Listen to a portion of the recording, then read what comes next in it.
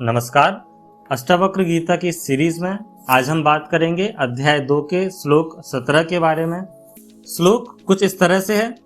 बोध मात्र अहम अज्ञानात् उपाधि कल्पितः मया एवं विमृशतो नित्यम निर्विकल्पे स्थिति मम। अर्थात वास्तव में मैं बोधरूप ज्ञान रूप हूँ।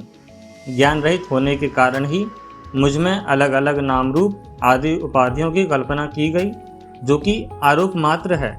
ऐसा विचार करते हुए ही कि नित्य निर्विकल्प में मेरी स्थिति है, आश्चर्य है। अष्टावक्र गीता के इस श्लोक में राजा जनक गुरु अष्टावक्र को अपनी आत्मबोध की स्थिति को और ज़्यादा बताते हैं और वे कहते हैं कि मैं मात्र एक बोध स्वरूप हूँ, एक ज्ञान मात्र ही हूँ, परंतु अज्ञानवश मैंने ही अपने ऊपर कई उपाधियां आरोपित कर ली हैं। मैं स्वयं को एक राजा मान बैठा हूँ, एक पिता मान बैठा हूँ, एक पति मान बैठा हूँ या एक पुत्र भी मान बैठा हूँ, और इन्हीं के कारण मुझे कई दुख हो रहे हैं। इस प्रकार जब मैं नित्य इस विवेक के साथ विचार करता हूँ, तब मैं निर्विकल्प एक द्वंद्व रहित स्थिति में स्थिर रहता हूँ। अगर मैं ये मान लूं कि मैं एक शुद्ध चेतन आत्मा हूं, तो ना मुझे राजा होने का अहंकार होगा, ना उससे होने वाले दुख उत्पन्न होंगे, ना पिता पति या पुत्र वाले जो मोह हैं उसमें मैं बंध पाऊंगा। इस तरह से राजा जनक अपने अनुभूतियों को बताते हैं। इस श्लोक को थोड़ा सा गहराई से समझने की कोशिश करें तो आत्म साक्षात्कार की एक वैज्ञानिक व्याख्या यहाँ पर आपको मिलती है, जहाँ राजा जनक कहते हैं कि मैं केवल एक शुद्ध ज्ञान हूँ। ये जो नाम है, शरीर है, गुण, धर्म, स्थिति, ये सभी मैंने ही अपने ऊपर चिपकाए हैं। वे सब मुझे ज्ञात नहीं थे, इसलिए मैंने स्वयं ही उन्हें अपने ऊपर आरोपित किया। जब आप पैदा होते हैं, जब कोई बच्चा पैदा होता है, उसे नहीं पता कि उसके शरीर में क्या है, उसका नाम क्या है, उसकी क्या गुण है, क्या धर्म है। वो उस समय पर कुछ भी नहीं जानता है, लेकिन जैसे सोसाइटी के नॉर्म्स होते हैं, उसके बेसिस पर वो उन नॉर्म्स को खुद पर थोपता जाता है, उसको आरोपित करता जाता है। लेकिन जब वो ये जान लेगा, ये चीज़ का अनुभव कर लेगा कि वह एक शुद्ध चेतन आत्मा है, तब वह एक ज्ञान को हासिल कर लेगा, एक ज्ञान को पालेगा। आप बोध मात्र को देखिए, जो प्योर अवेयरनेस है वो क्या है? आत्मा। आत्मा ही एक ऐसी है जो कंप्लीट बोध मात्र है, एक प्योर अवेयरनेस है। उपाधियां हैं, हम बोलते हैं लिमिटेशंस। क्या है लिमिटेशंस? आपका नाम, शरीर, लिंग, जाति, कर्म, धर्म आदि, ये सभी आपके लिमिटेशंस हैं।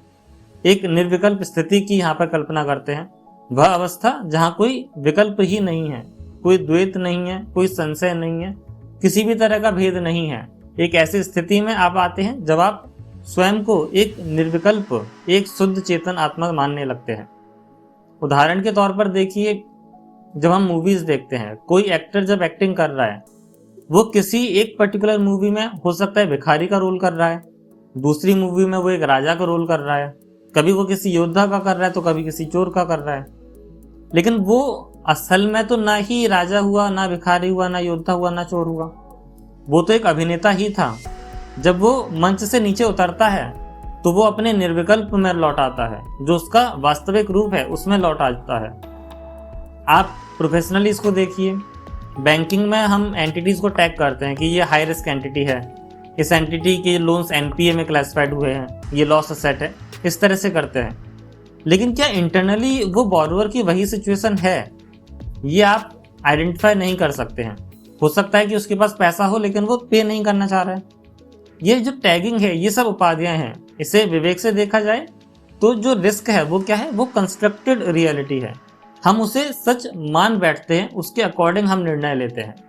इस तरह से आप आर्टिफिशियल इंटेलिजेंस की बात करते हैं, एआई की बात करते हैं, तो आप देखिए, अगर एआई में कभी गलत डेटा ही आप ट्रांसफर कर दें, आप एआई को सिखाएं कि 2+2 5 होता है, 4 नहीं होता, फिर जब कोई दूसरा पूछेगा तो एक पॉसिबिलिटी है कि एआई 2+2 को भी 5 बताने लगे।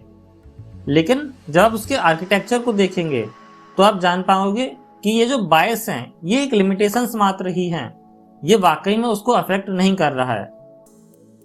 तो हम इसको इस तरह से समझें कि हमने अपने ऊपर ही जो लेबल्स लगाए हैं, जो हमने हमारे ऊपर ही लिमिटेशंस लगाई हैं, वही हमारे दुख का कारण है। अगर हम उन लेबल्स को ही हटा दें तो दुख भी नहीं रहेगा। जब आप विवेकपूर्वक विचार करेंगे कि मैं चेतना हूँ, ना कि यह देह या परिस्थिति, तो आत्मा अपनी मूल निर्विकल्प स्थिति में स्थित हो जाती है।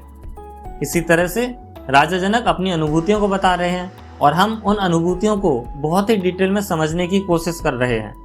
आपको अगर ये अनुभूतियां समझ आ रही है और आप खुद भी इन अनुभूतियों को महसूस कर पा रहे हैं तो कमेंट करके जरूर बताइएगा। वीडियो को अपने दोस्तों के साथ शेयर करिएगा और अष्टावक्र को यूं ही सीखते रहिए। पहले अध्याय के पहले श्लोक से अब तक की जर्नी कंटिन्यू रहेगी 20वें अध्याय तक। हम प्रतिदिन मिलते रहेंगे। आज के लिए इतना ही। नमस्कार।